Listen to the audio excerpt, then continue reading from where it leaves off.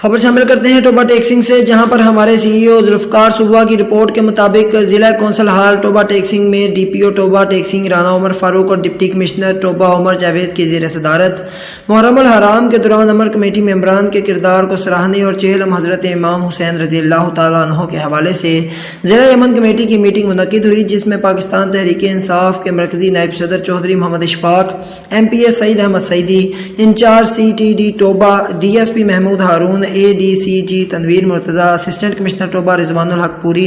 تمام مکاتب فکر کے علماء کرام، ضلع یمن کمیٹی کے ممبران اور الیکٹرانک و پرنٹ میڈیا نمائندگان نے شرکت کی۔